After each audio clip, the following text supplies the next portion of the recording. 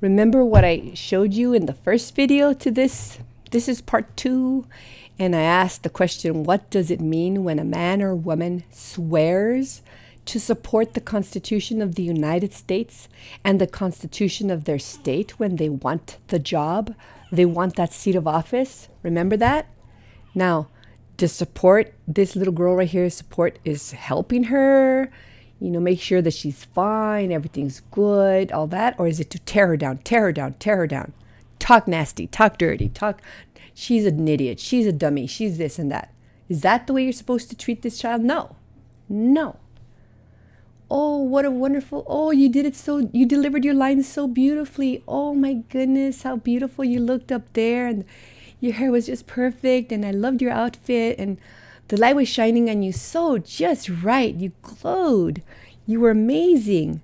Oh, and you did such a wonderful job. I recorded it on the camera. We can enjoy it together. You support them. You encourage them. You talk nice about them. You don't talk bad about them. That's not supporting. That's the opposite of supporting. Right? You can't chisel it down. The same thing. That's why I mentioned about our government servants are supposed to support our individual rights. Support them. 2, on top of defending them, on top of protecting them, they're supposed to support them. That means they cannot yap away and chisel them down and try to go around them and try to find ways of crafting language so that the people can be put in a class where all of a sudden they could be labeled as unlawful, and then once they're unlawful or not responsible or irresponsible, whatever you want to create them to be then you can bypass constitutional due process, because with constitutional due process they'll be able to present their evidence, and we don't want that. We want the people to never present their evidence or speak up, because then they're going to find out that we're harming them. We want to make sure that it's all secret. It's all quiet. No cameras, please. No recording devices, please. Oh, no. You can't have any cameras or recording devices here. We need it to be secret. In secret, we can harm the people. Oh, how clever. Right. And now it brings us back to, how are they supporting, preserving, or maintaining your individual rights if they are talking and yapping against our constitutions and what is written inside them, seeking to remove individual rights by putting the people into categories, classes, groups, and work to remove those people's individual rights, which they are not allowed to do, including, here's another thing, talking against, which brought to my mind, talking against our constitutions when they call themselves leaders.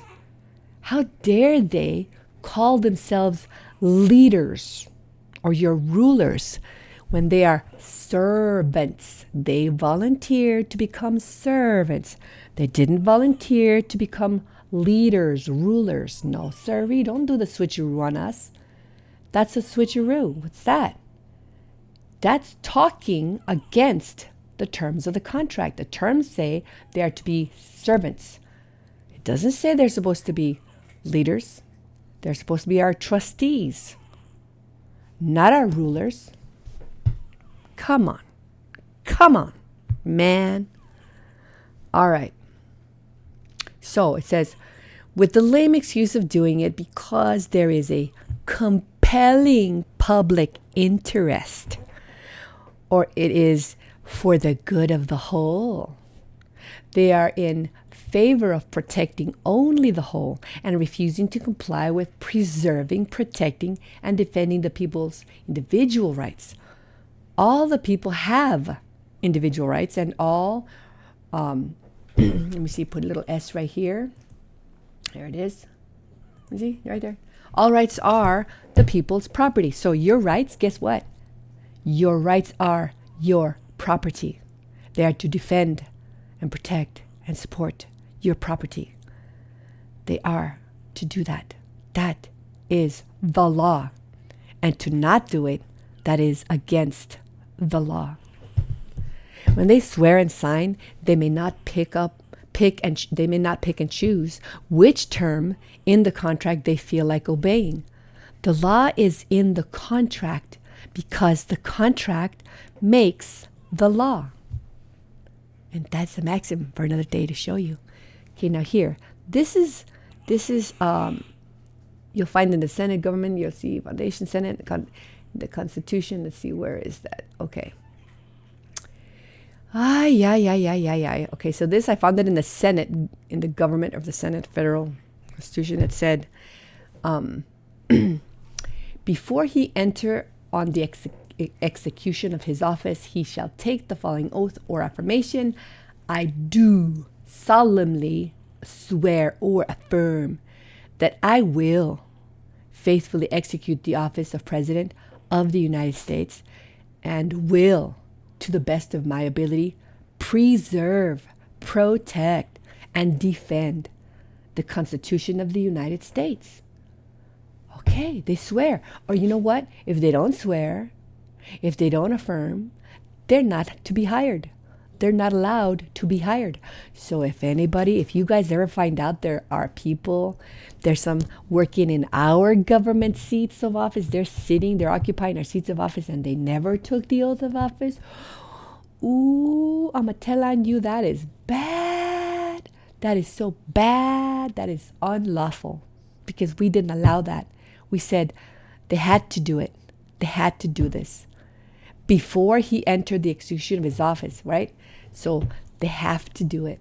It's not that part. If they want the job, they have to do it. They have to swear or affirm, right? They have to swear or affirm. If they don't do it and they took the seat of office, well, first of all, now we're going to hold them to the contract because they're taking the seat of office and using it. So therefore, as though they took the oath of office, they're in there and they better comply with every term in the contract. But yet, they're still in trouble for not taking the oath of office. So they're in trouble no matter what. See, but they did it to themselves. Willfully, nobody pushed them to skip the oath of office. All right, and this, I wanted to remind you again, I read it before in the other video, but it was important for you to remember that it says here, this is also in the Senate, in the government, United States, the federal government. You'll find it here in this link. It says the senators, and you can read all this yourself up here, and then I'm reading right here. The senators and representatives. See, now we're talking about the senators and representatives. Because although, remember, we talked about the president, senators and representatives. Before mentioned, and the members of the several state legislatures, and all executive and judicial officers, both of the United States and of the several states, shall be bound by oath or affirmation to support this Constitution. Right? Let me hear it again. To support this Constitution. Well, why did he choose that word? But no religious test shall ever be required as a qualification to any office or public trust under the United States. Remember, we don't need to know what, there's no qualification of what religion, whatever they believe in. They're free to believe anything they wish to believe. As our servants, what we do care about is they have to understand and accept and agree with this is a Christian nation. This is a Christian nation. And it is founded with the Christian religion. This is a Christian nation. If they don't like that, if they really have a hard time with that, then they can go somewhere else. They can go to the nation that has their religion and see what a wonderful job they're doing over there. What are they doing here? If they don't like this religion, what are they doing here? They can go over there to where that nation is that's doing that religion. Here, God is our King and Lord. And every single thing, everything has to be in pursuance of God and his ways. So whatever religion they are, that's their religion, but they have to know, they have to be in pursuance of the Christian religion, because all the constitutions, our founding fathers, they did it in pursuance of the Bible, the Christian religion. And then all the legislatures have to do it in pursuance of the constitutions. They do it in pursuance of the constitutions. And then everything below that has to do it in pursuance of the constitutions. They also have to do it in pursuance of the constitutions. They get all the way to the bottom, has to be to the constitutions, and the constitutions has to agree and be in accordance with the Christian religion. And they're beautiful things. They're beautiful things. So beautiful that you can believe whatever you want. That's not the problem. The thing where we're talking about is that you have to go, the Christians believe, this is a Christian nation, that you cannot just go around murdering people. And what's wrong with that? Tell me, what is wrong with it? Hey, the Christians believe, look at them, how bad they are. They believe that you shouldn't go around murdering people.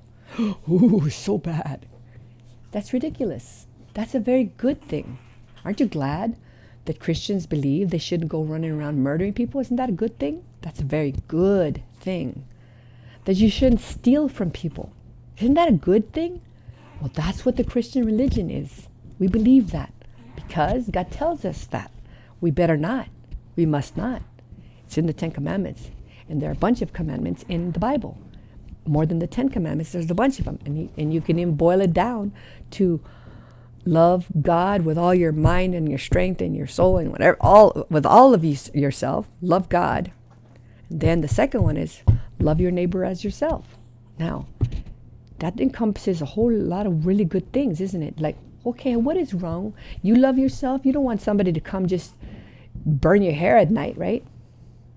The neighbor wouldn't like it either, so don't do it to the neighbor. You don't want somebody to come over and take your catalytic converter, right? To steal the stuff from the cars. Well, then you don't do it to the neighbor. Hey, you don't want to let your dog go into the neighbor's yard and poop on his yard. And if they accidentally go over there, you pick it up because you love your neighbor. Now, what's wrong with that? In other words, respect each other, for crying out loud. What's wrong with that? Be good to each other. Tell me what's wrong with that. Be good to each other. Ooh, ow, oh, it's so bad. Oh, be good to each other? Are you nuts? Be good to each other? How dare you tell us to be good to each other? Oh my gosh. The Christian religion is a beautiful, beautiful thing. It's a belief. It's more than a religion. But, okay, so you understand the language. Okay, we say it's a religion. Yes, it's Christian religion. But God tells us to do beautiful, good things. He doesn't want us to harm anyone. And that is what this nation is founded on. Don't harm anyone.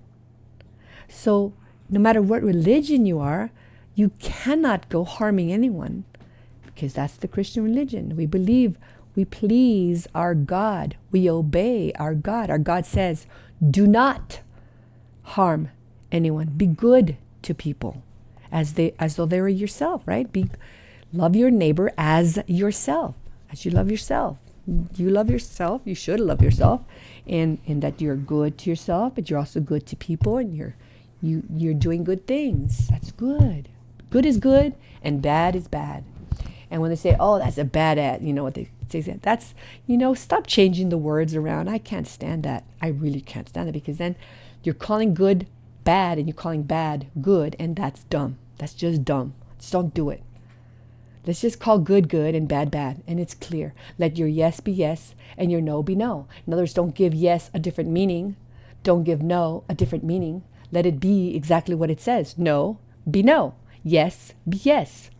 Good be good and bad be bad. Don't change it around, because it's confusing. And then the bad people will take advantage of that and start ripping people up, hurting people, right? Hurting people. So you don't want to do that. So no matter what religion you are, you have to still obey the terms of the contract, the constitutions, which is founded in Christianity. And that's just the way it is.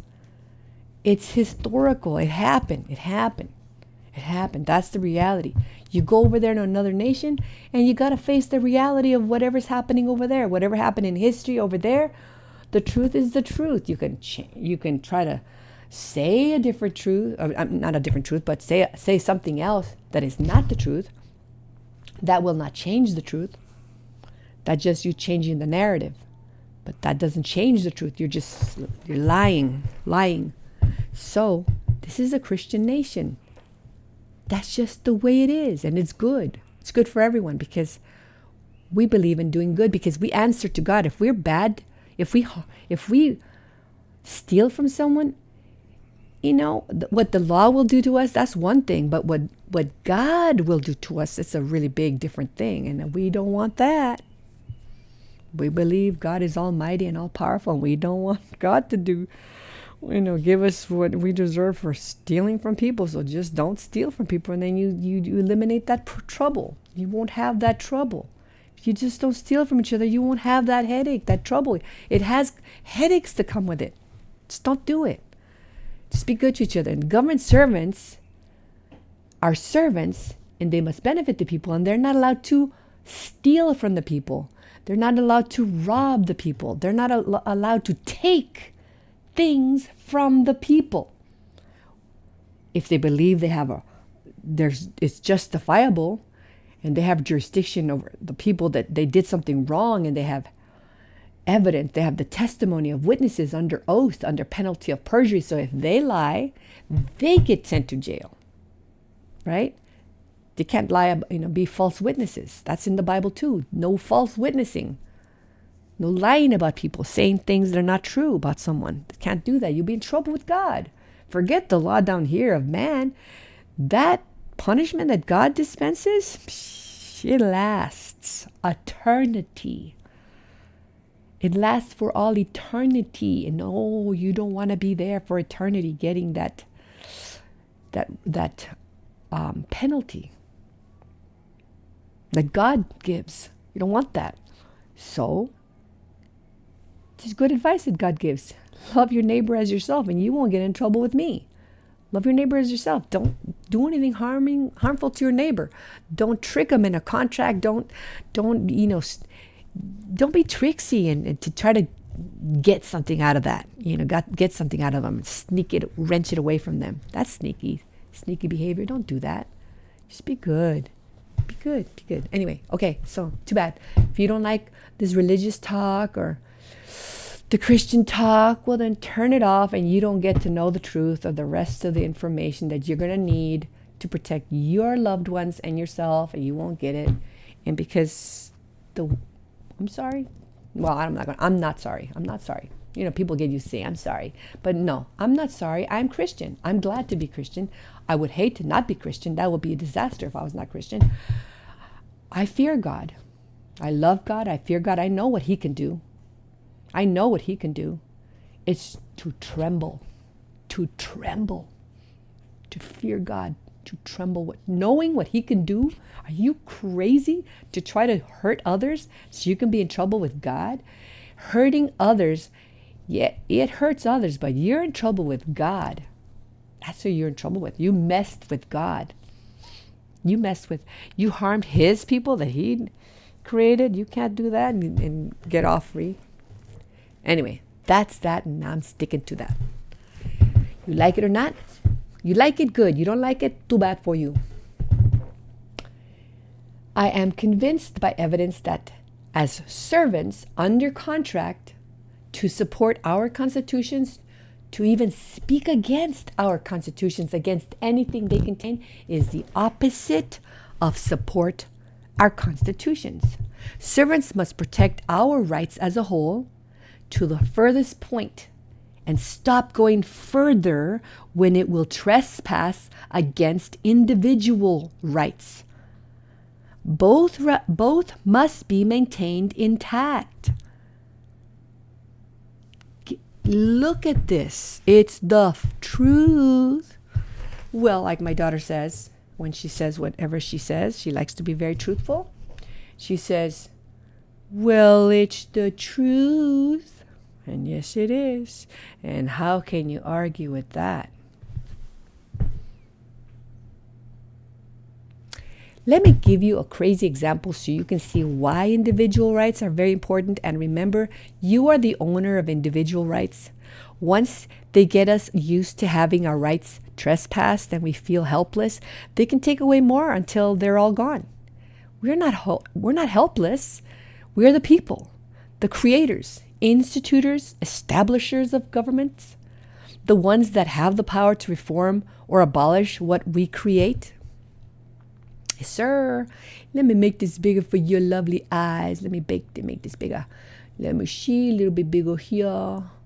Yeah, number 2. Let's see, what number is this? You make it 20. Okay, it says example scenario below. I hope I read this. Sometimes I type stuff and I get interrupted while I'm typing, and then did I check it? I'm not sure. Okay, here. What would happen if scientists and renowned people agree that important people of each field, movie stars, sports stars, singers, rich folks, are essential to the world, and therefore, let me see, put my little they right here, they must receive the greatest care by all, because it is for the good of the whole. Right? What would happen if scientists, because who can argue with a scientist? They have a title. They're a scientist. They must say everything without errors. They're scientists. We're obligated to believe scientists. But if the scientist over here disagrees with the scientist over there, the government servants tend to go with the favoring scientist, the scientist that they favor, and force duct tape on the mouth of the scientist they don't like. That says something different than what their favorite scientist is saying. Have you noticed that? So what happens if such a scientist, the scientists, they say that, well, you know what? Movie stars and sports star singers, the important people, the inventors and all this, and the government servants, the governor and mayor and all those are very important people. And, we need to take care of them, because all of y'all, you're not that smart. You're not that important. You're dispensable. They're not. We have to preserve them and take care of them, and just everything favoring them. So it turns out that we need to do things to make their lives, be healthier, longer than the rest of y'all. It doesn't matter about you guys, but them, well, we need to do it for them. It turns like this. If a lot of people get together and they wish to help those in the scenario above, and they need to have legislation that permits them to take, let's say, children from broken homes, those with low test scores, or those parents wish to hand them over for maybe a price or whatever, or free or whatever. They want to get rid of the kid and use them in experiments, because science shows that children have properties that are beneficial in all sorts of ways and uses for extending and enriching the life of the more important people of each field. Movie stars, sports stars, rich folks, singers, and those people are important for the good of the whole. Let's do it for the good of the whole. I mean, this is a scenario that's nutty. It's crazy, but it could happen. It could happen that they could say, hey, because they got us to do some really weird things, like wear a bandana, because the scientist says it's good for your head. Wear a bandana on your head. Wear a scarf on your head. Protect your hair follicles from the sun rays in your head. Wear a hat, anytime you go outside, because the sun rays, they will kill your roots of your hair, and you'll be bald. So go ahead and wear a hat all the time. When you're going outside in the sun, don't do that. No sunlight for you. And the scientist said so. It's good for the good of the whole. And a lot of things could happen, a lot of weird scenarios, right? And they could say that, hey, in order to have, You like your singer, don't you? You like your movie star, don't you? They do good things. They keep you entertained, right? Sports people, you don't want the sports, your favorite football guy, your favorite basketball guy to get sick, right? Well, they found out that that the children, they have these special properties that are really beneficial. They could help alleviate all their discomforts, and they could give them a better, give movie stars and all them extend their lives, let them live longer, have no wrinkles on their faces, improve their energies, and we need to derive it out of children because children have beneficial things in them. So we need to run experiments. Besides, there are a lot of children in the world, too many children in the world. Let's just take the unneeded ones, the ones that nobody really needs. Like, for example, the ones from broken homes, the ones that don't do their homework and don't test really well. The ones that the parents want to get rid of because they're potty mouth. Hey, you won't do they won't do the dishes, whatever. Just hand them over.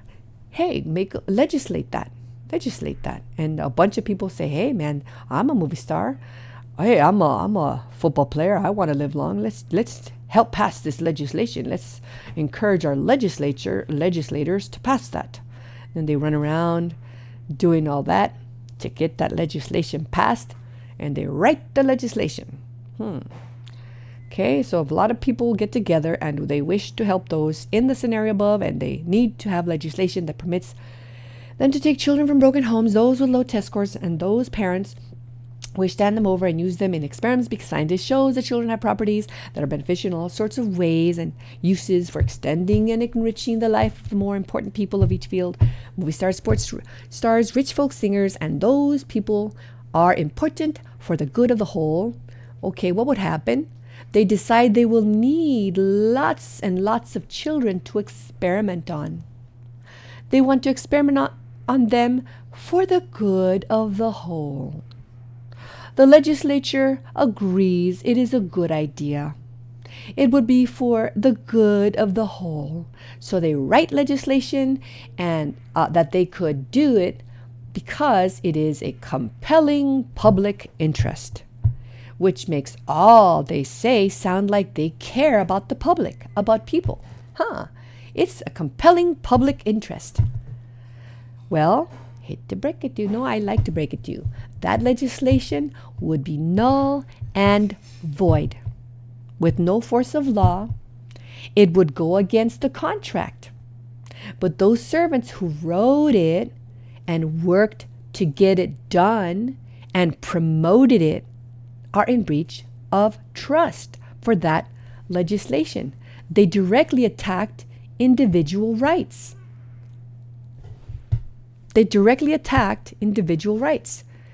They wrote this legislation trying to get it so that the children didn't have rights, individual rights. The children have individual rights.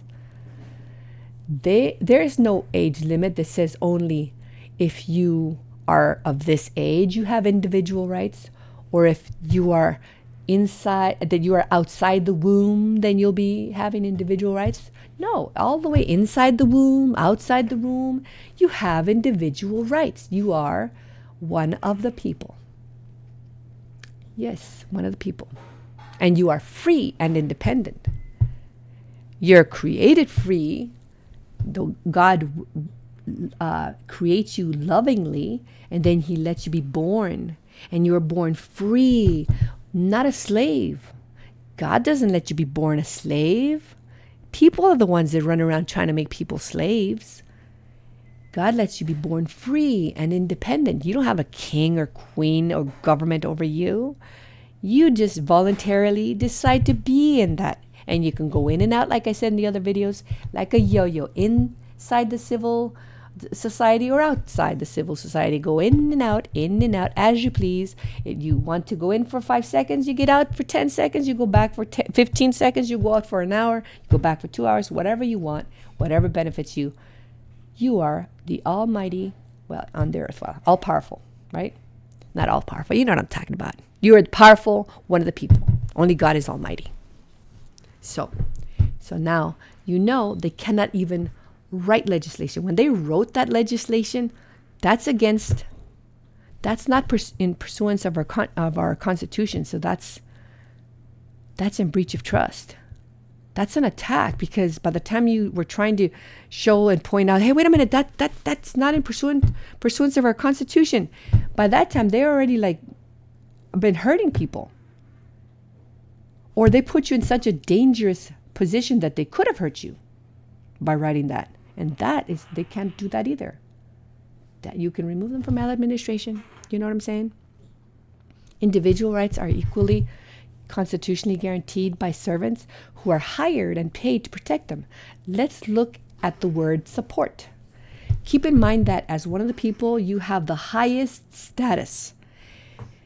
You and I have the power to alter, reform, change, modify, or abolish any part or all parts of our constitutions and form of government without attorneys, without government servants. This is in the contract, trust, indenture, compact constitutions.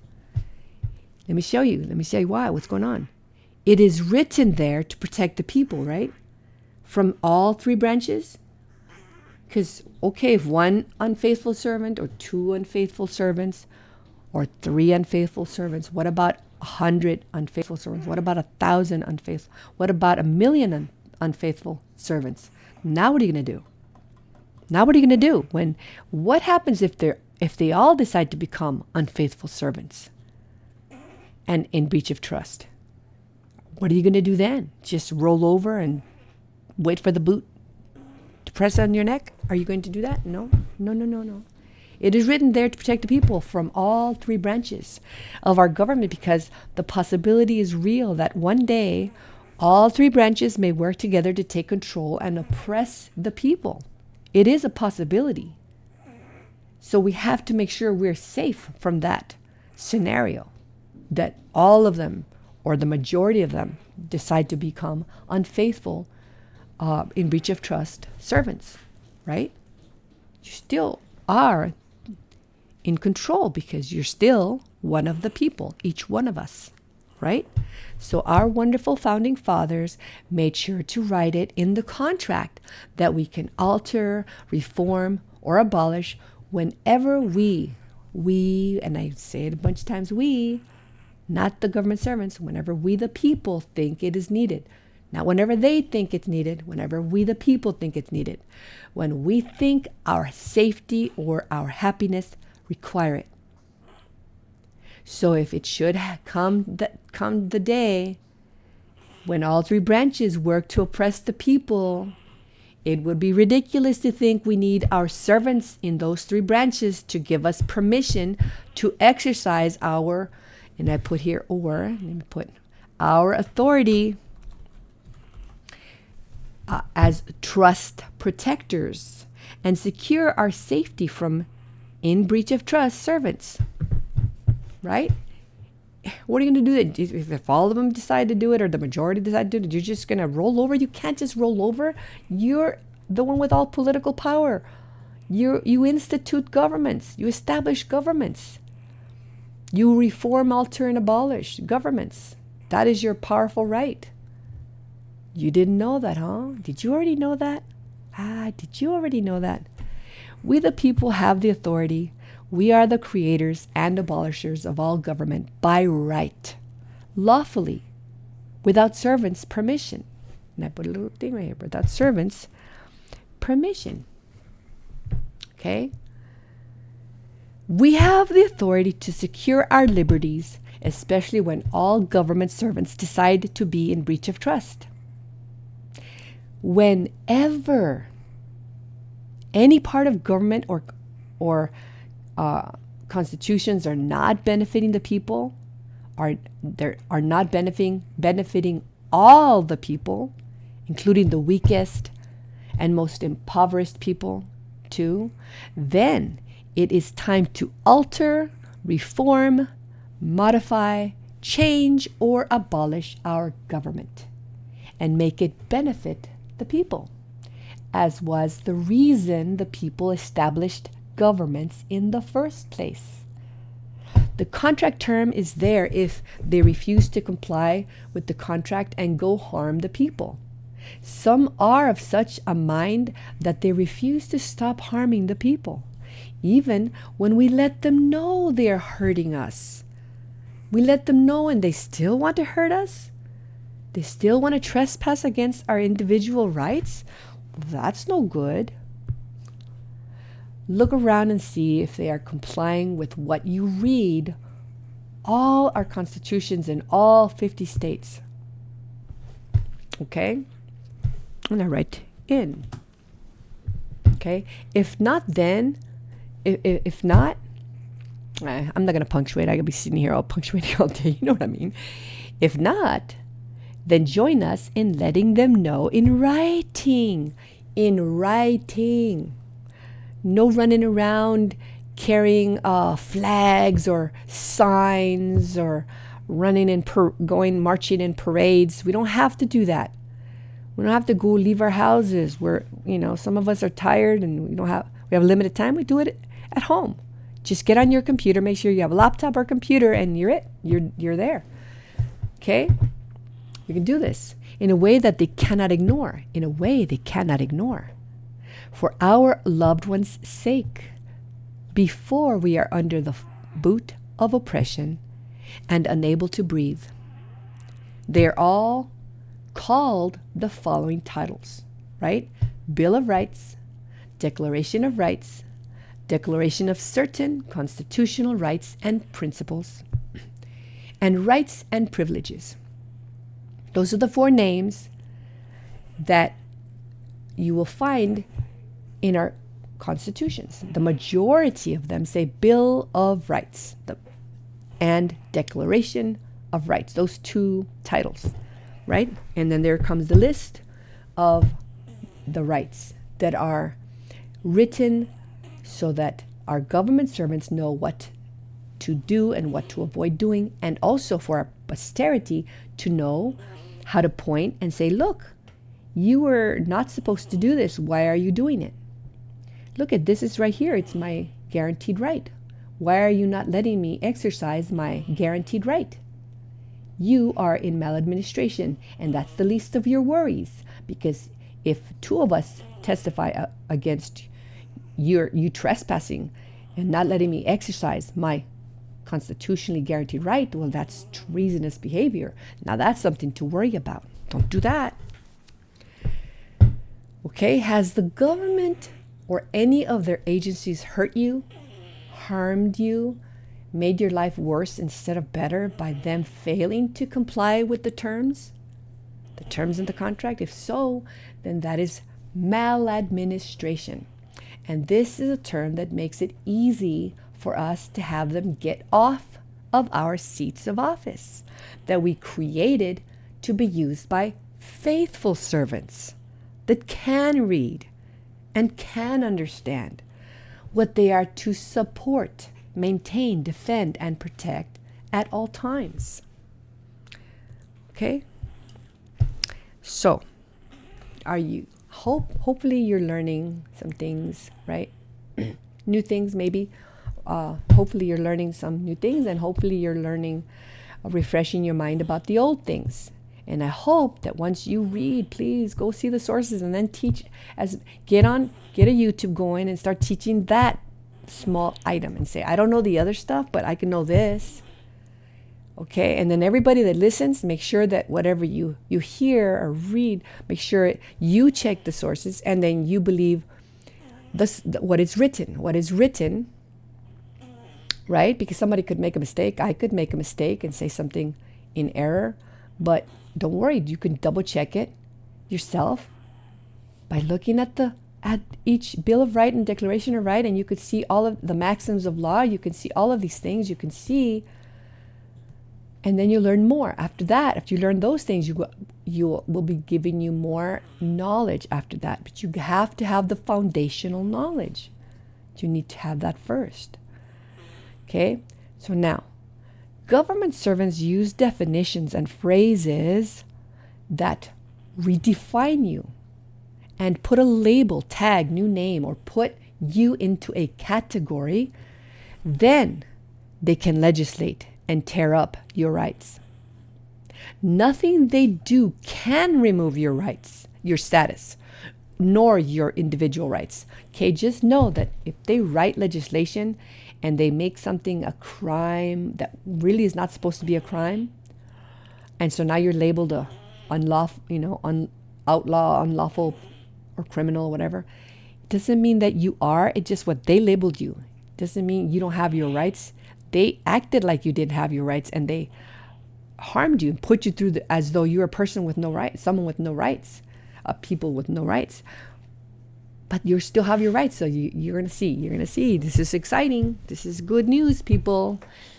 I know this is a big band-aid you're gonna get, but it's important that you know this. They must make you believe that your rights are gone, so you will behave as though they are gone. But they are not gone. Your rights were never gone. You have the right to demand you get redress for your grievances. In other words, if they had a penalty in legislation and they said everybody who steals a piece of bread is going to lose their right hand, and they legislate and they start doing that, well, you never lost the right to have your body intact and for them not to harm you. You didn't lose. That's still your right. They just trespassed on that right. They interfered with it, and now they're in trouble for doing that. You still have the right to have that hand. That's the reason you still have the right to have that hand and not be harmed like that. That's why you're going to get redress of grievances for that harm, because that was your right. It never left you. It's yours, and now they owe you because they interfered with it. They interfered with it. They trespassed, encroached. You know all those words that you need to know so that you can write your notices. You need to know those words, right? Okay, so your rights were never gone. Remember that. They just treated you as though they were gone. You have the right to demand you get redress for your grievances, okay? So learn how to do that. No lawyers needed. And I sure don't want them. I do not like them. Some I am. I will not have them. Believe me, I have seen only bad lawyers. Very bad lawyers. They like each other. You've seen court cases. They're buddies to each other. Then they go into chambers to get together. They go into chambers together. What are they doing there? What are they doing in a chamber together?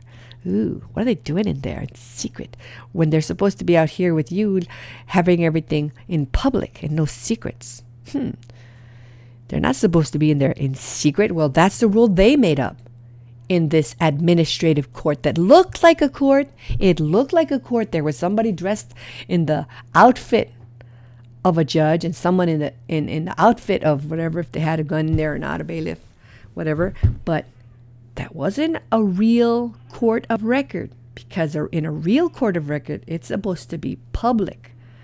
You can record, you can take pictures, you can take notes, you can attend, you can walk in, you can walk out. It's public, in the open, where they can't cheat and make things up, because who's going to believe you over them? They're the ones with the big license and the big old Lamborghini. They must be the ones that know the law and are law abiding, since they have the Lamborghini that all of y'all paid for. And the judge must know the law. After all, that human is called a judge. They must know the law. But why are they putting the people through administrative due process if they know the law? If they know the law and they're putting you through administrative due process, what does that mean? What does that say about them?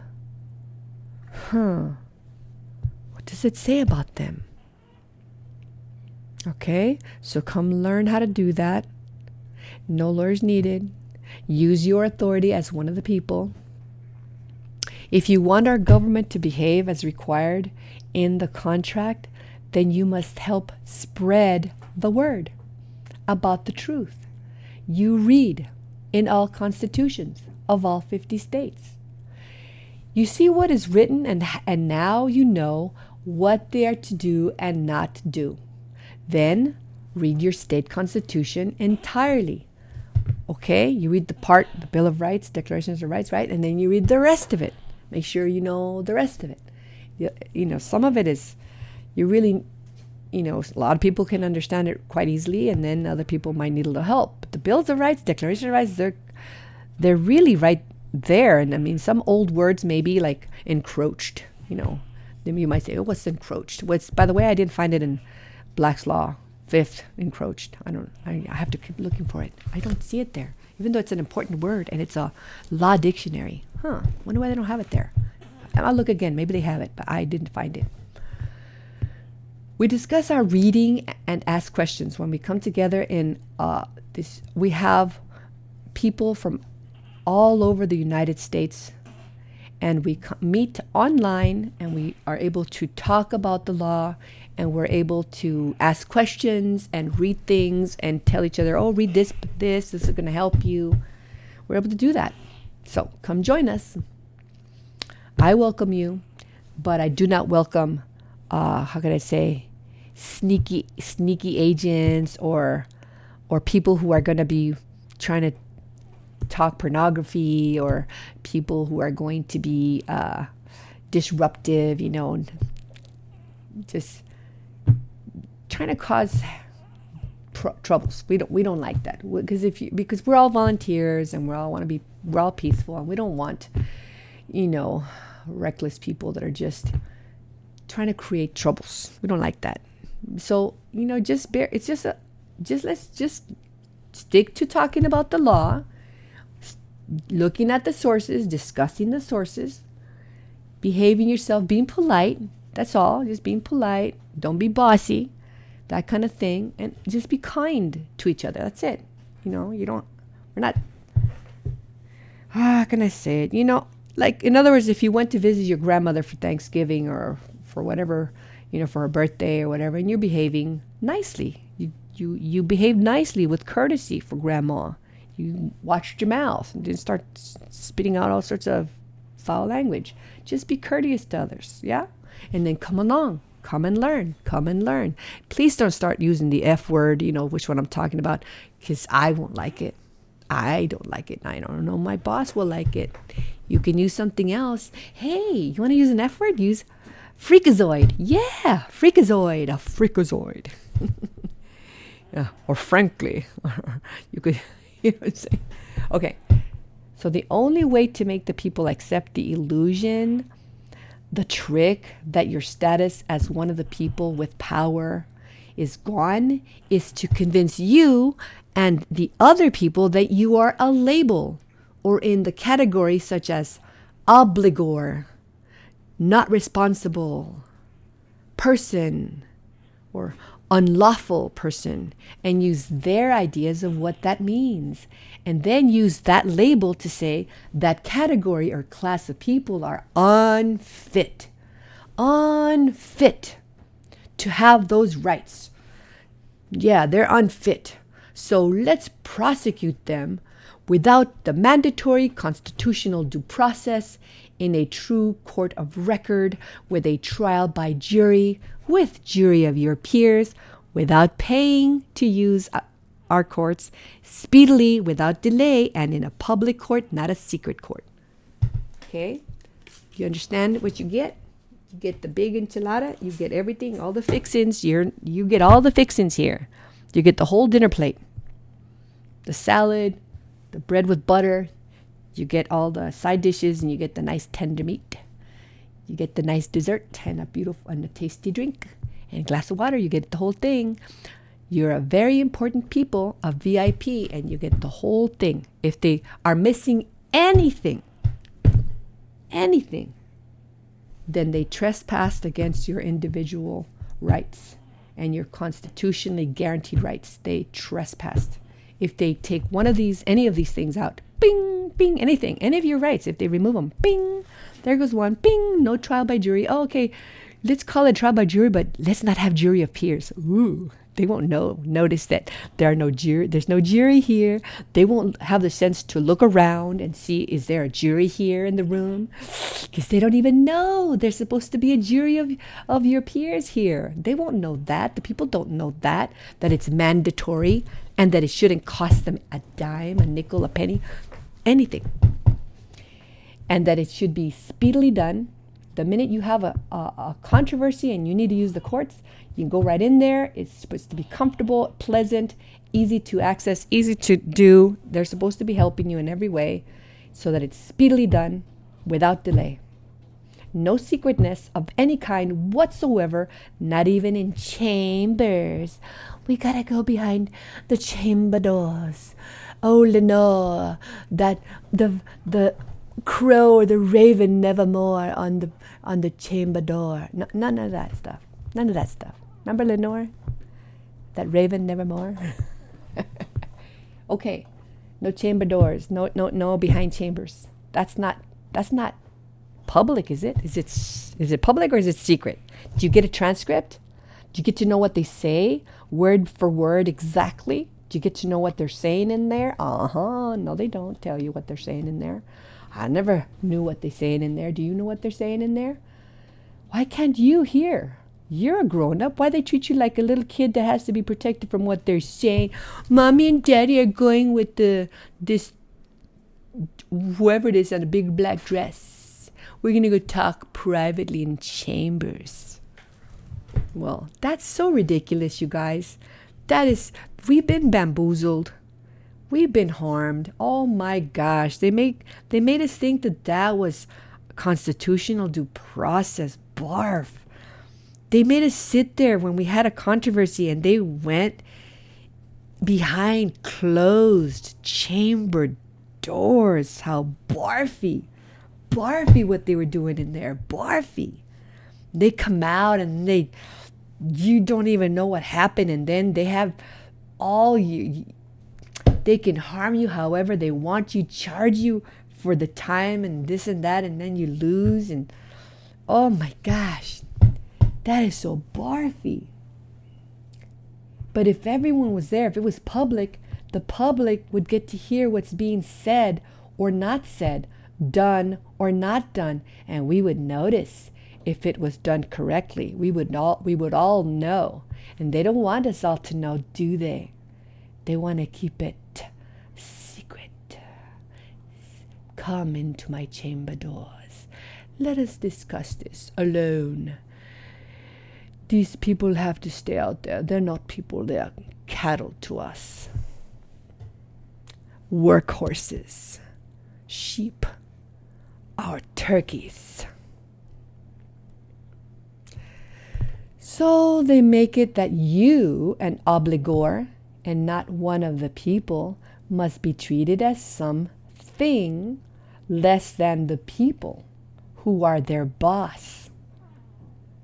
They treat you as someone who they do not have an obligation and duty to support, maintain, defend, and protect your rights. When they do, they do. They have a duty. A duty. They got a duty. What's your duty? They have a duty. They do. To maintain those rights. Don't chisel them away or legalize them away. They agree amongst themselves that they did not swear to support, maintain, protect, or defend the obligor's rights, or the custodial parents' rights, or the not responsible citizens' rights, so they feel free from the obligation and duty to the people. You see that? See that trick? See that? Because they know they have an obligation and a duty to the people, right? Per the contract. But did they swear to protect the obligor's rights? Custodial parents' rights? The not responsible citizens' rights? They could just put them through administrative procedure, whatever they decide that is. Whether you like it or not, whether it's good or not. They use their will rather than the people's will. And that is not constitutional because it's the people's will only. They have agreed amongst themselves, how convenient, that they do not have a duty to protect the individual rights of an obligor or of a not responsible citizen, like they know they do have the duty and obligation to protect one of the people. Because for one of the people, it's constitutional due process. And they can't skip anything. They have to serve you the full plate with all the fixings, and it better be nice and hot where it's supposed to be hot, and nice and cool where it's supposed to be cool, and refreshing where it's supposed to be refreshing. Otherwise, they messed up. That is why they work hard to define or redefine words so that they mean what they need them to mean. They mean one thing here, but a completely other thing over there. There in that instance. That is how they believe that they can go around their obligation and get away from their duty to support, maintain, defend, and protect individual rights with the fullness of the people's constitutionally guaranteed rights. They make sure the people are not called people. They are called specialized names they come up with. Oops, I did not know you were one of the people. I thought you were this or that, and I could run you over and suck you dry and take all your stuff. They define it so you and we think you have no right to your inherent rights, to your natural rights, to your birthrights. They play the tag, you're unfit, you're it. I can take your stuff and life juices out of you now. Go. Then they move like a machine and mow you down. They take your kids, your mom, dad, grandma, grandpa, your houses, your land, your cows, your chickens, your plants, your education, your health, your dogs, your cats, your time, your money, your reputation, your future, your happiness. In what reality or fantasy have you ever seen a villain be satisfied with what he, she, it takes? They always want more and more after that.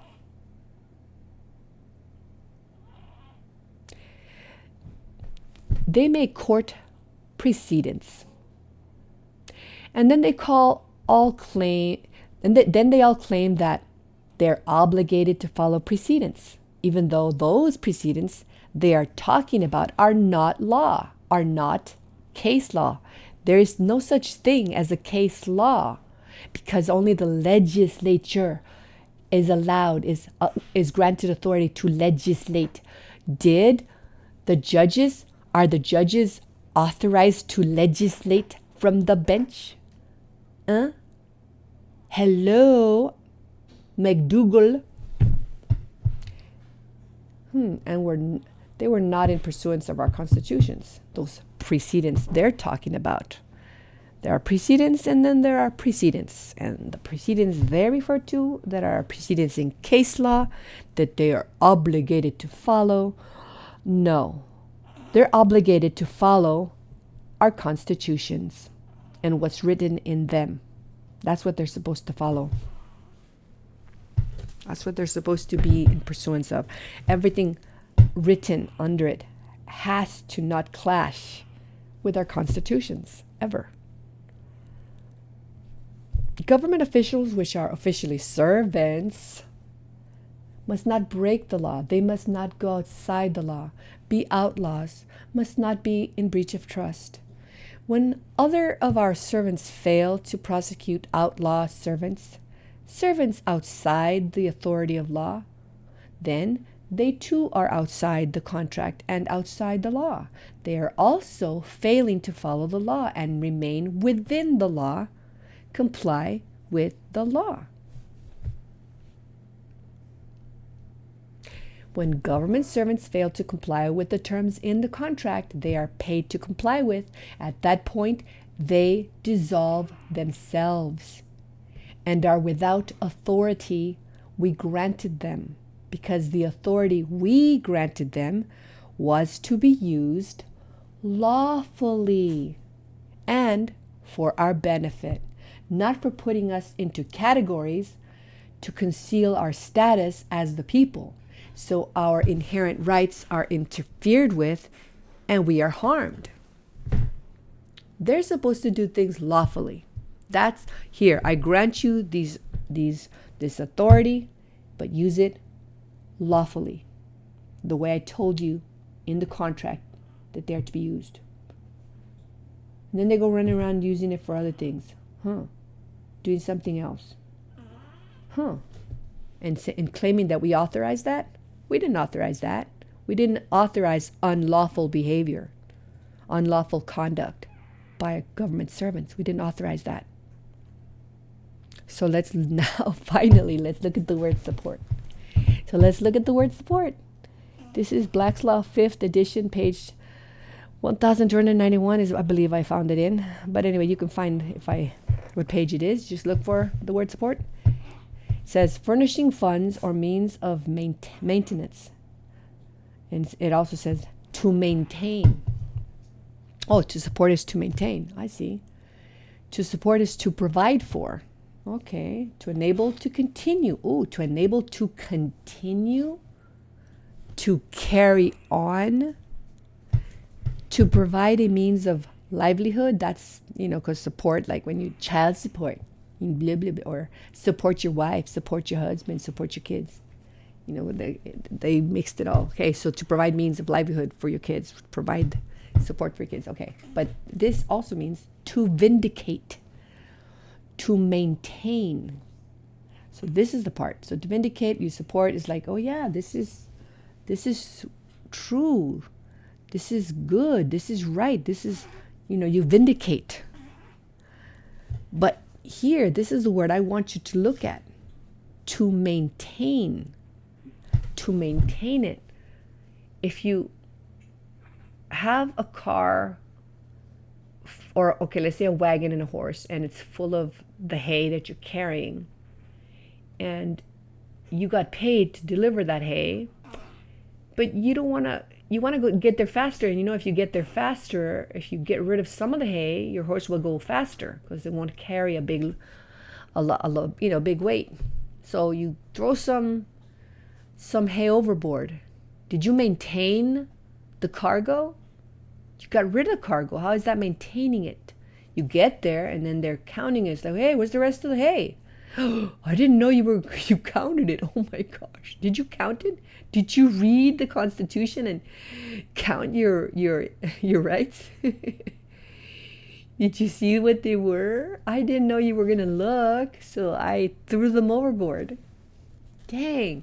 Okay, well, it's not so funny because you're in trouble now. You were supposed to maintain them. To defend, to uphold, right? With aid or countenance. With aid or countenance. Your countenance, your face, your looks. And we're going to define this word too. So remember this word maintain. You were supposed to deliver the whole entire hay servant, all of the hay bundles. So what happened? You didn't maintain the cargo. You threw it overboard. You're supposed to support, maintain it. You were supposed to let it carry on. Be sure to let it carry on, right? And you're supposed to uphold with aid or countenance. Okay, well, let's see support.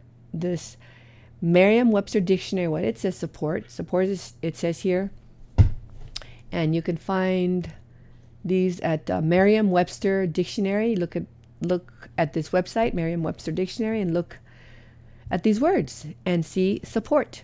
Support, to endure bravely or quietly bear. Okay, the second one is the one I'm interested in. To promote the interests or cause. You promote. How do you promote? With your mouth, with your writing. You promote it. That's supporting. So if you're promoting it, is promoting the same as attacking it? No. If you're speaking against it, isn't that an attack against it? You're speaking against it.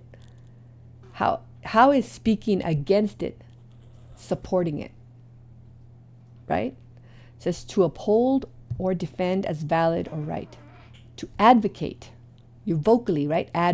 Vocally, vocate, advocate, uphold it, defend it as valid or right. That's supporting it. So how are they supporting it if they're saying that it's not valid? Hey, this is not one of the people. Let's treat them like an unlawful person that's unfit to have those rights. Let's treat them like that because they went 5 miles over the speed limit. Let's treat them like unfit to have those rights. They're really unlawful people. They don't have the right to, say, bear arms because they're unlawful. They don't have the right to their inherent rights, right, to bear arms because they're unlawful. Let's categorize them that way. We could take their guns. You know what happens when we're able to take their guns? What happens when one nation is able to cause the people in the other nation to not have guns? If England, was able to, if they would have gotten away with making sure that Americans never had guns, guns were taken away, how would Americans defend themselves from the soldiers that were coming over? How would they defend themselves if the king was able to get away with his plan of getting rid of the weapons of the people? How would he do that? Well, that wouldn't be good, would it? They wouldn't be able to defend themselves. They're supposed to be able to defend themselves from any danger, including from tyrants, including from oppressors, including from whoever will attack their families.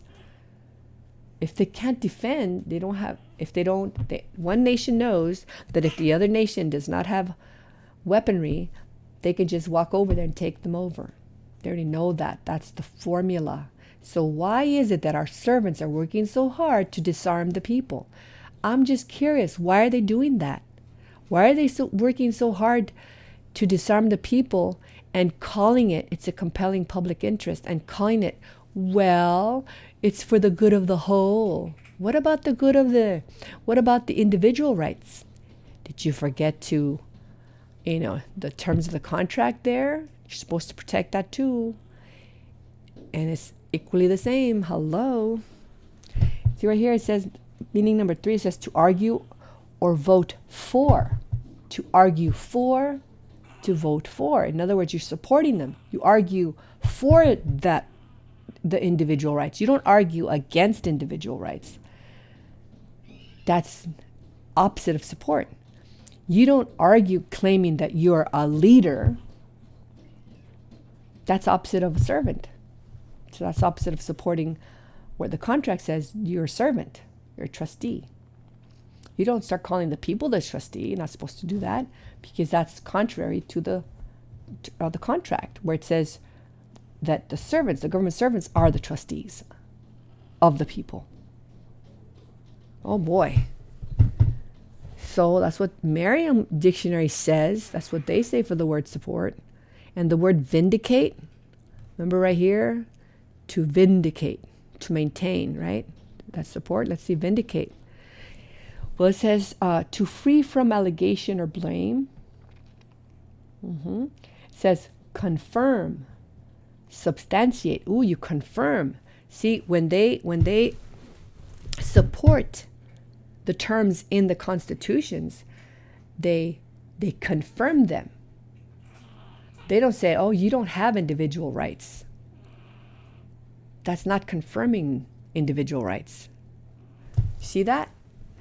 It says, the meaning in the 2, it says to provide justification or defense for. To justify. See, look, it says to protect from attack or encroachment. So how is it that you're protecting from attack or encroachment if you are working to figure out the language needed so that you can go around and take away individual rights? So you can be successful and cash in on taking individual rights. How is that protecting? You're doing the opposite of support. And doing the opposite of support means that when you took the oath of office, where it said you swore that you were going to support the constitutions, you can't be tricksy and say you thought it meant that you were going to carry them over your head. That's another, right? To support them up. No. And that's what you thought? Ridiculous thought? No, we know what the word support means. Read the dictionaries if you don't know what they mean. You support the Constitution, not attack or encroach. See? To maintain a right to. Maintain a right to. See, anyway, this is vindicate. You justify it. You defend it. You provide justification for it, right? You protect from attack or encroachment. See? To free from allegation or blame. To free from allegation. Don't allegate, Oh my gosh. Let's look at the word maintain. This is Black's Law 5th edition. All of these are going to be Black's Law 5th edition. And you can see this in parts so you don't get tired of listening all at once. You can do this when you're sweeping outside in the garden. Get your cell phone and put the speaker on so you can hear it. If you find this useful to you to learn, if you find that this is real evidence and useful to your loved ones, to yourself and your loved ones, you got to learn this, you guys. We have to protect each other from unfaithful servants by knowing the truth. The knowing is a very important part. The knowing. You have to know. Okay, let's see. Maintain. The term is variously defined as acts of repairs and other acts to prevent a decline, lapse, or cessation from existing state or condition. See? Bear the expense of carrying on, commence, continue, furnish means for subsistence or existence of. That's because just like the word support could also means to support your family. Give them the bread and butter and the bacon. Well, that's maintain because you're maintaining your family together. You're making sure they eat. They're making a place to live. You're maintaining the whole thing. Or a car, you maintain the car in good repair. And all this, that's maintain. But it's also maintain the constitutions and all the terms that are in there that protect the people, right? That benefit the people. You have to do that. See, and it's let's see. Furnish means for subsistence or existence of. Hold or keep in an existing state or condition. Hold or preserve. See, preserve. There's the word preserve again. In any particular state or condition. In that particular state that went out. How are you going to preserve it if it's chiseled away? That's not preserving it. That's not preserving it. Keep from change. Oh, right here. Keep from change. Wow, me, see. Wow, keep from change. Look at. You see, keep in good repair. Oh, okay, where's the one to keep from change? Here it is. Oh, yeah. Keep from change, you guys. Keep from change. Maintain. Keep from change. Isn't that the simplest way to understand that? Keep from change. Don't change it. Don't change the people's what you call the people so that you can go round and then not give them the constitutional due process so you can just run them over. Don't do that. Keep from change. They're maintaining. Right? It says keep in repair, keep up, preserve. There you go. Preserve from lapse, decline, failure. Keep from failure or cessation. Provide for, rebuild, repair, replace, supply. They're mixing also something like when, say you have a motor of a car and of course you need a new screw in there and you got to replace because it's all stripped. It doesn't have any more threads. You get rid of that one and put a brand new one with nice threads. Of course you need to replace that, but that's in a motor. You put that thing back to keep it running right. You don't take away the people's rights at all. See? Supply with what is needed, support, sustain, support, sustain. Okay, that's what that is. Uphold. Of course, you have to uphold it.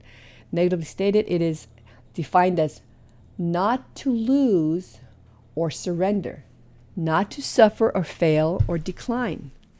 Okay, so that's, you got to read through a lot to just, get, these are the basic simple things. Come on, keep from change, preserve, support, sustain, uphold. Maintain is to maintain an action is to uphold, continue on foot, keep from collapse. Well, you get the idea of what maintaining is, right? Right? Maintained. You kind of have the idea of what they're teaching the law students, that the word maintain means. They're teaching law students this. This is what they're learning here. All these numbers and, that all these things that lead them to cases that have these things in those cases. So there you go. So that's maintain. Here's defend. To prohibit or forbid. To deny. What? Defend? Deny? They're teaching their law students this. Defend means to deny. I don't see how that, well, explain to me. Maybe I'm getting tired. Let me drink something. Does it mean to deny? Defend? I say defend. I will defend you with my life. I will deny you with my life. It doesn't make sense here. Anyway, to contest and endeavor to defeat or a claim or demand made against one in a court of justice. To oppose, repel, or resist. To protect. All right, defend, to protect. To me, that makes sense. Does it make sense to you? To protect. There you go. To shield. There you go. To shield. To make a stand for. That's right.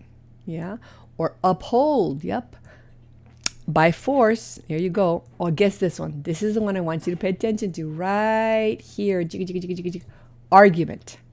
So when they defend an argument, that's good if they defend our rights with argument, but they can never attack our rights with argument. Do you understand what this means?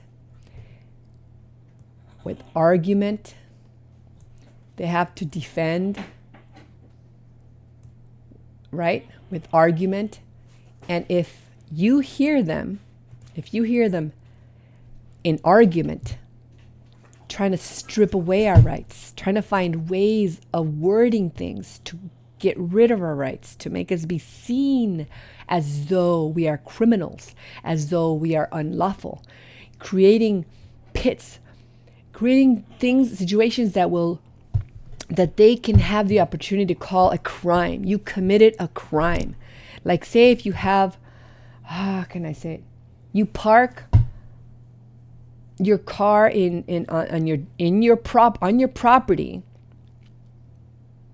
and that's for homeowners association. Let me think of another one. So you didn't put away your garbage can on time. You were sick. You didn't go outside, bring your cans in, and they were there one extra day. So then they give you a ticket because you didn't do the law-abiding thing. And now you are not a law-abiding person. Now they can look at your record and say, oh, look it, they had fines right here that they didn't put their garbage in. They're unlawful. If they're unlawful, then they're unfit. They're unfit to bear arms. We shouldn't let them, we the servants, shouldn't let them, the masters, have their individual rights to bear arms. We the servants must take them away from the masters because we will it so. Because we found a way to categorize them and by name calling and calling them unlawful or irresponsible. Like, hey, look at you were irresponsible person. You're not responsible. You didn't put away your garbage can. You were supposed to put it away that evening, not the next day. What, you were sick and you couldn't go out because you had a fever and everything, and you were late a day going to get your cans because and now you got a ticket. So now they have a record. Oh, they found a record. Ooh, he's got a ticket. Ooh, he's got a citation or whatever. So he's unlawful. Whatever. In other words, they create stuff.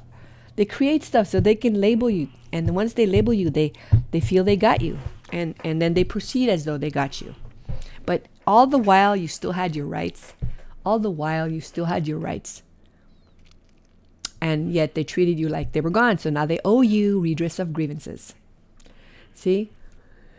Oh, look at here. To defend also means to vindicate. Well, look at that. Some of these definitions come out to be very, very similar, huh? Look at to vindicate. Oh, again, here's to maintain. Maintain. Oh, to keep secure. Oh, that means they have to keep our rights secure. Oh, yeah, they have to keep them secure. That's not like I tried to keep them secure. I tried while I was watching a movie, drinking champagne with my friends. I tried to secure your rights. Couldn't do it. Sorry. You're fired then. Okay, here we go. So now you know that to defend, to support, right? To maintain, to vindicate, right? It's in argument. You defend by argument. So by argument, you cannot attack. They cannot attack. Because see, they're different. They don't have freedom of speech the way we have freedom of speech. As servants, they can only speak to defend our rights, all of them, including our individual rights. They're hired to do that. So when you catch them arguing against our rights, that is not lawful. They're not supposed to do that. That's not allowed for them to do that. Right? Do you understand how support is a really big deal? To support is a big deal. Okay, let's see here. So, uphold. I found this one in the etymonline.com. So you can look at etymonline. They're supposed to talk about really words where they came from and how they became, all the the source of the words. So anyway, so this one right here, to uphold.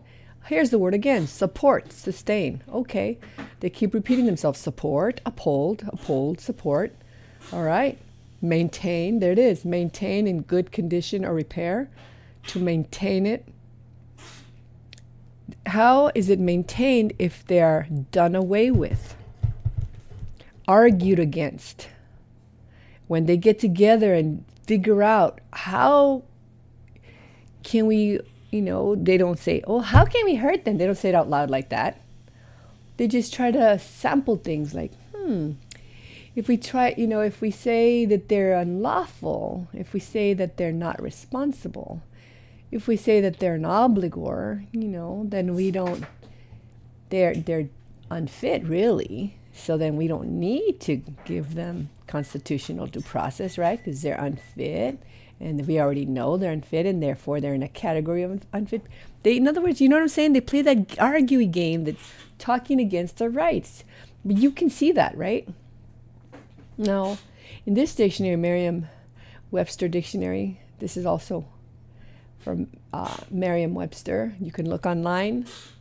Countenance, right? Because they're supposed to support even with their countenance. Well, what's countenance? Because it wasn't in the Black's Law Dictionary that I found. I couldn't find it in there. So it says in Merriam-Webster dictionary, it says a look, expression. So even with their look, they have to support our individual rights. Even with their expressions, they have to support our individual rights. See, a countenance which expressed both good humor and intelligence. That's Sir Walter Scott. That's the sentence using the word there. Okay, now here. Mental composure. Calm expression. Face. Visage. Right? You can say visage or visage. Whatever. Potato. Tomato. Okay. So especially the face as an indication of mood. Ooh, the face as an indication of mood, emotion, or character. That means that with their countenance, their visage, their face, their emotion, their mood, all that has to support. So if even with their faces they're supposed to support our rights, that means for sure with their words they're supposed to defend, support our rights. because it's the countenance. They're supposed to support even with their countenance. Bearing or expression that offers approval or sanction, moral support. Their aspect, their semblance. You see, you get it what the countenance is? They're supposed to support us even with their countenance. All right, here is a maxim of law, and it says number 51 I. 51I. Now it says, individual liberties are antecedent to all government. Individual liberties, see, individual rights, individual liberties, individual rights, individual liberties, individual rights, right? Are antecedent to all, not some of the governments, all of the governments, to all government. What does antecedent mean? Well, according to Black's Law 5th edition, where they teach their law students, it says antecedent, prior in point of time. Prior in point of time. Prior means before, right? Antecedent, before all government. So individual liberties are before all government. Prior to individual liberties are prior in point of time to all government, because that's antecedent. So here are your individual liberties. Does it say liberties as a whole? No, they're talking about individual. You, one, solo, unico, unico. Liberty, that's a big word. Okay, you can see this in this. You can pause it and then watch it later if you don't have energy to hear it all right now. That's fine. Here you can do it another time, or you could just throw this video away if you think it's nothing to you. You can do that too. You're free. You're a free and independent people to do what you please. If it suits you to learn more, then please learn more. If it suits you to stop learning more, don't learn anymore. That's okay with me. We benefit if we know things. Okay, now let's liberty. Means freedom. See how easy? Liberty, freedom. Liberty, freedom. Okay, got it. All right, liberty, freedom. Okay, exemption from extraneous control. So you have no outside of you, somebody controlling you, you don't have that. Free from all restraints. Some restraints? No, all restraints. Free from all restraints, except such as are justly imposed by law. What law? God's law. And you know our founding fathers were Christians, so they wrote that. They wrote things in the Constitution that according to God's law. And that in the constitutions, that is the real law. The constitutions have real law in them. Actual real law. And so of course, such as justly imposed by law. Oh, you shall not murder. Oh yeah, that's law. You shall not steal. Okay, that's law. Yeah, of course, are justly imposed by law. Of course, you're free to do everything, but except such as are justly imposed by law. Don't murder. Gotcha. Freedom from restraint. See, they can't restrain you. They can't put you in a cell. They can't just hold you until whatever. See, or make you stay at home. Oh, you can't leave your house. Freedom from restraint.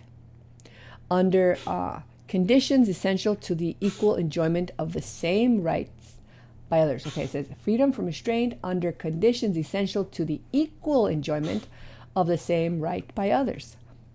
Freedom regulated by law. Of course, they would love, this is by law teachers to law students. They love to make sure that, they wish we could believe that we are the regulated, that we are the governed and we are the regulated. We are not governed or regulated by any man or woman, only by God. And what's in our constitutions, okay, yes, freedom regulated by law, by God's law. So God says you can do whatever you want. Be happy, you guys. See, God wants us to be happy. He created us to be happy. He is happy. When we're happy, He's happy. He loves it for us to be happy because He's a really wonderful God. He's so wonderful. He's holy. He enjoys it, believe it or not. You don't have to believe it, but He enjoys it when we're happy. He's happy when we're happy. He likes it. Ooh, my lovely children, I love them. They're happy. He wants, I don't want you punching that one in the nose. That doesn't make me happy. Don't punch somebody in the nose. Don't steal their stuff.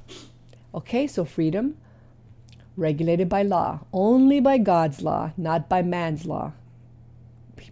Men and women are not regulated by any man's law. We're free. Now, as a society, in the civil society, we say, okay, for our common good, we created libraries, and the library closes at 5 p.m. Okay, if you want to call that regulated by law, that you cannot access the library after 5, that's fine. Because as a civil society, we agreed that we're going to do these things for our common benefit, and they close, we decided, okay, let them close at 5. And so we can't go in after 5. We can't just break the door down and open the window and get in because it's closed. So of course, in that sense, regulated by law, see how the different scenarios are? But when it comes to our inherent rights, that is not regulated. We have full inherent rights, and the reason why they're good and cannot be stopped by any man or woman is because God gave it to us. And if God only gives us good things, and if he gives us inherent rights, then no man better get in the way, because they're fighting with God at that point. They're fighting against God. See, because God only gives us good things, and he gives us inherent rights. So we are regulated by God, not by man's laws, because man's laws could be creepy, strange, weird, hurtful, harmful, bad, and they can call them a law all they want to, but they can't go against our Constitution or against our inherent rights. So the absence of arbitrary restraint. Okay, that's liberty. Absence of arbitrary restraint. Not immunity from reasonable regulations and prohibitions imposed in the interests of the community. Okay, see though, in the community, now they're talking about when you're in the civil society, as a civilian, as a part of the that you voluntarily entered into that society as a beneficiary to benefit. Then of course there are things like I said, the bus has certain times when the bus stops, and there's the location of the bus stop. You go right there, and those are you can't just flag the bus and make him stop at any corner. You can't do that because he has to stop at the bus stop, not in any other place. So you can't just do whatever you want in that respect. So it has those regulations or prohibitions, like you can't just stop in front of the bus and make him stop for you to let you on board in the middle of the street. That would not be good, right?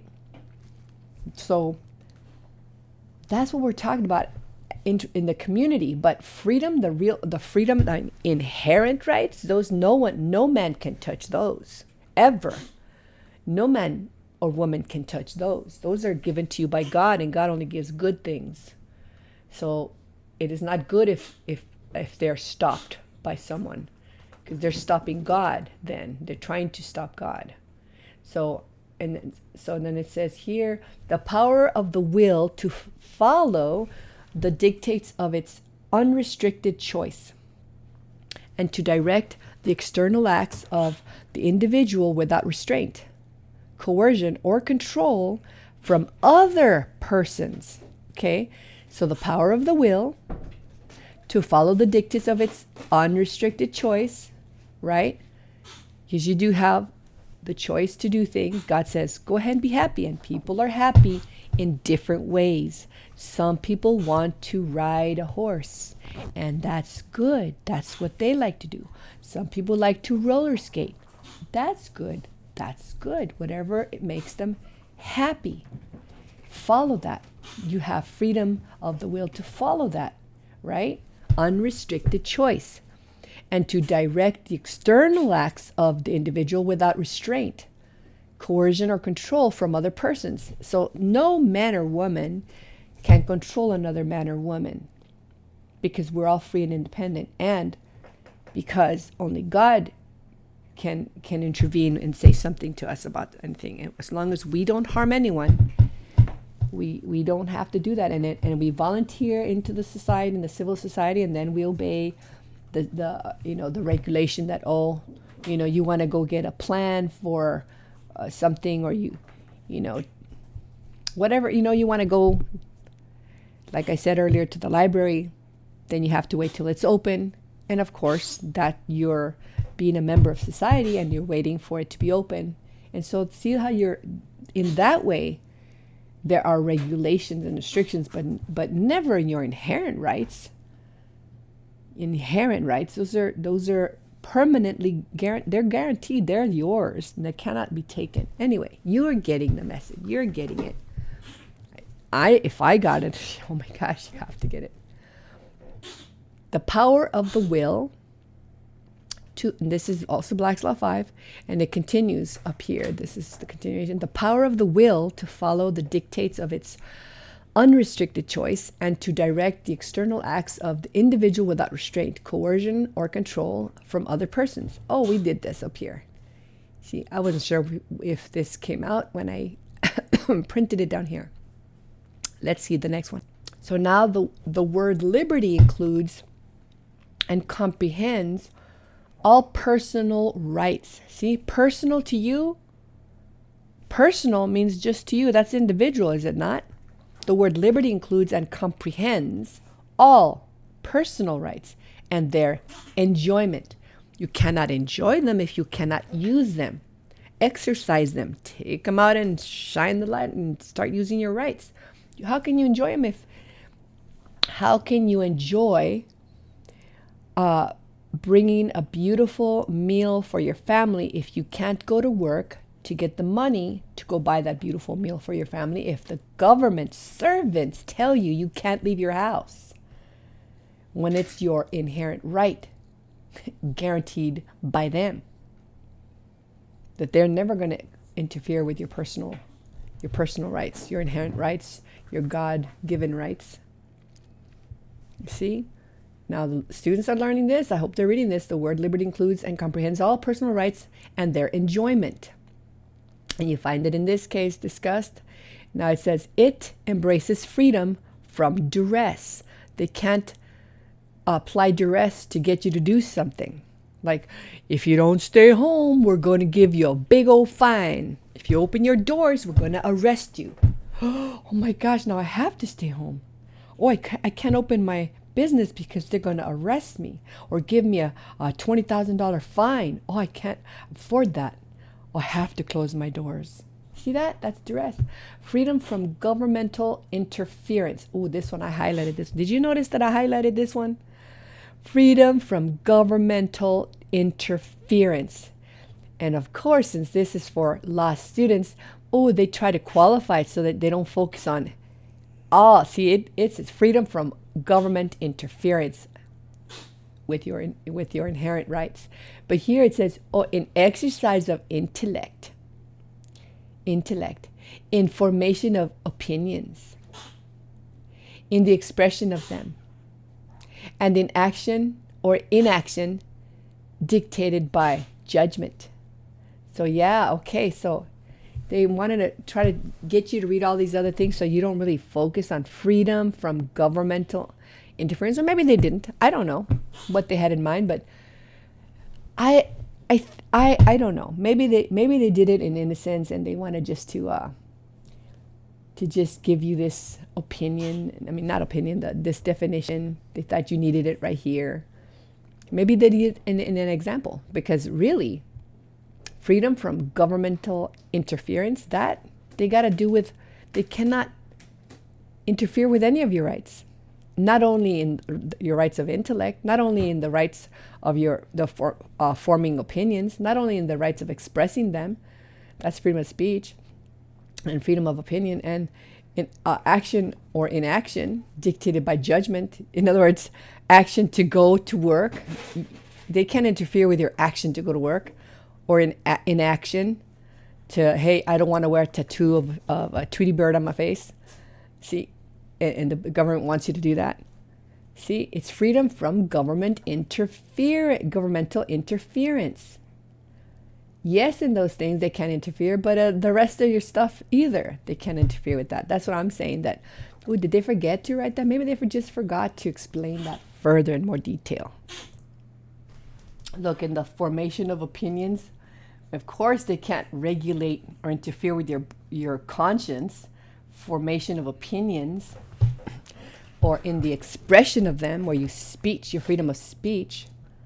Why don't they just say that? Yeah, speech. And, so this is what I'm saying. They cannot interfere with any of these or any other of your rights, just so you know. Okay, now here, this one that continues, it's also Black's Law Fifth. It continues, it says freedom in enjoyment and use of all of one's powers, faculties, and property. So they're admitting that you have the freedom in enjoyment and use of all of them, not just some of them. And of what? One's powers. Oh, they realize we do have powers, don't they? It's right here. Look at, we have powers. One's powers. How many ones? One individual's powers. One's powers. One individual's powers. All right. And it's, you have freedom and enjoyment and use of all of one's powers. Yeah. Faculties. Yes, all your abilities and all this. And your property. Property. All your rights are your property. Everything. All your rights are your property, and also your land or your house and your car and your dog. All of those things. Everything is your property. That's your property. Right? You own it. It's yours. Then it's yours. Your property. Now it says here, look at this one. Let's see.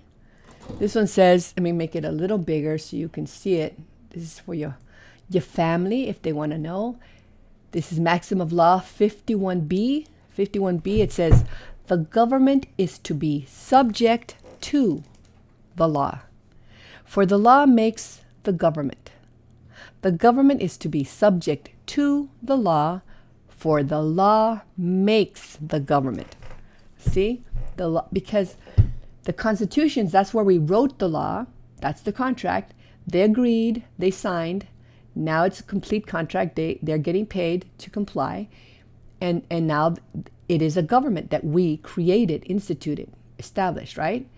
And there's the law, and they have to obey it, because for the law, that law in the contract makes the government.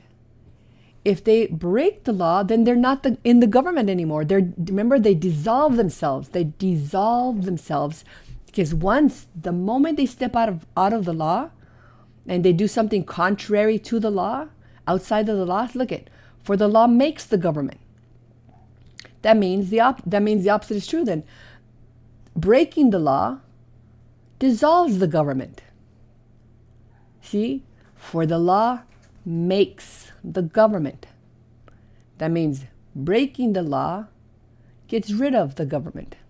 They dissolve themselves when they break the law, when they're in breach of trust. They no longer have granted authority.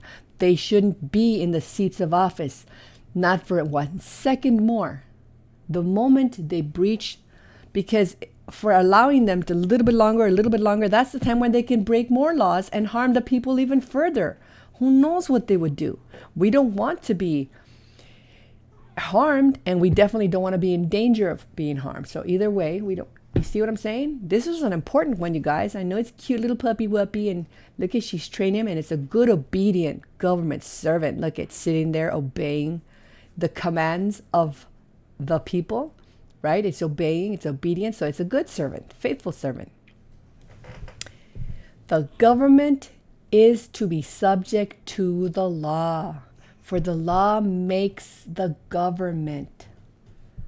I just found this, I don't know what. I looked at here and I go, hey, subject to, but it might not be the same thing they're talking about here, but let's see what it says.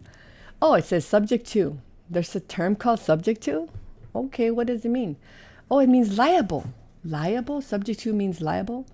Subordinate, subservient, inferior, obedient to, governed, or affected by. See, provided, answerable for.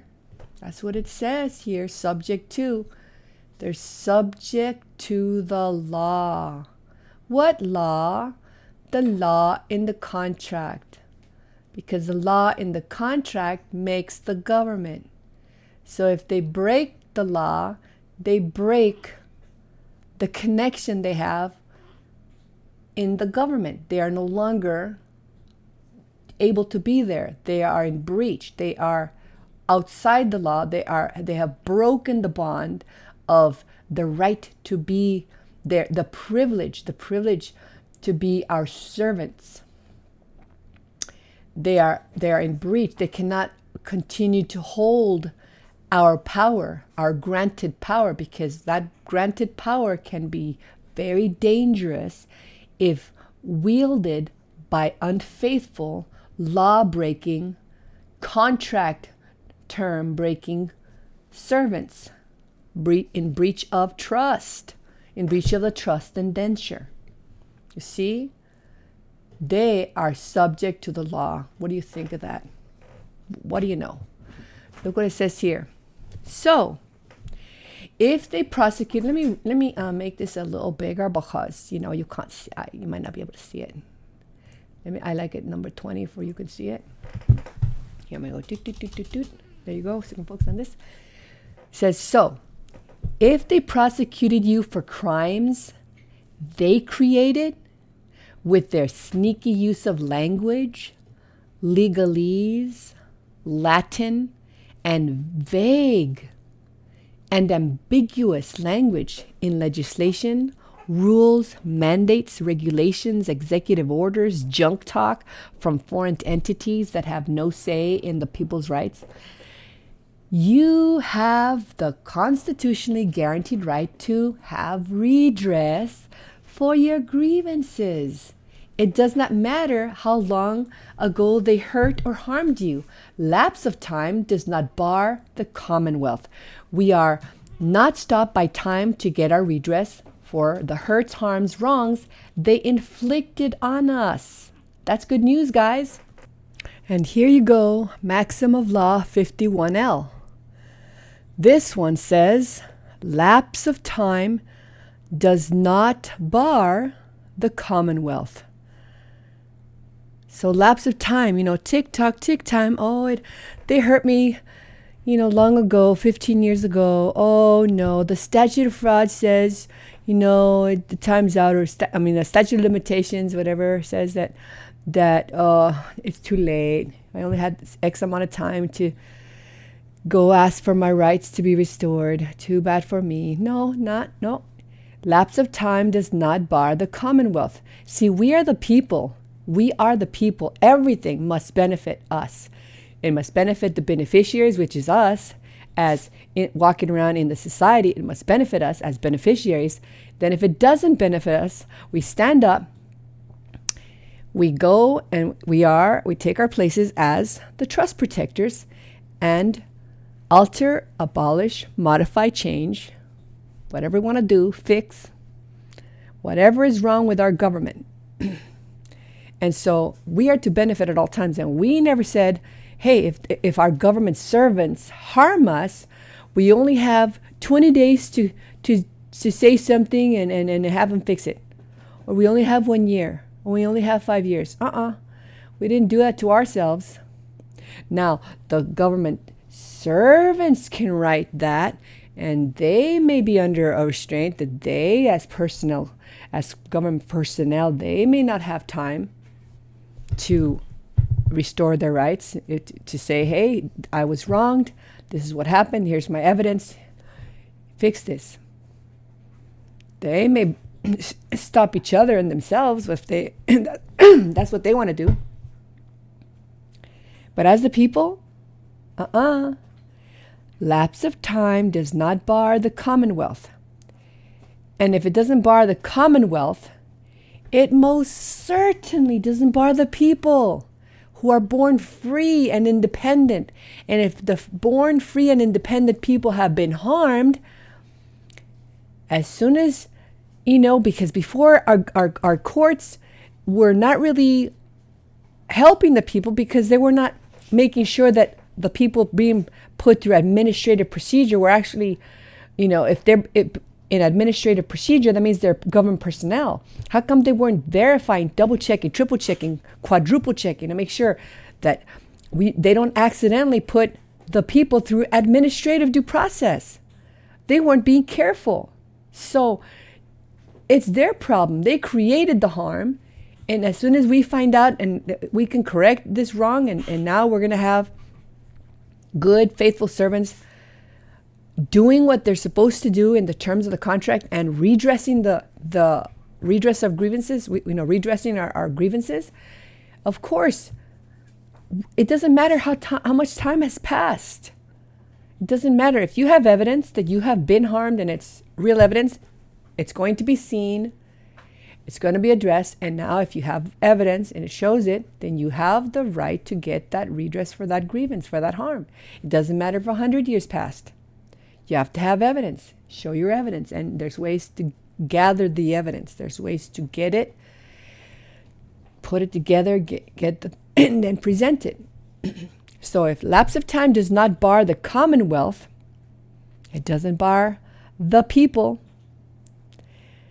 It doesn't bar either one. Am I right? Okay. God bless you. God protect you. God bless us. God protect us. In the name of Jesus, amen.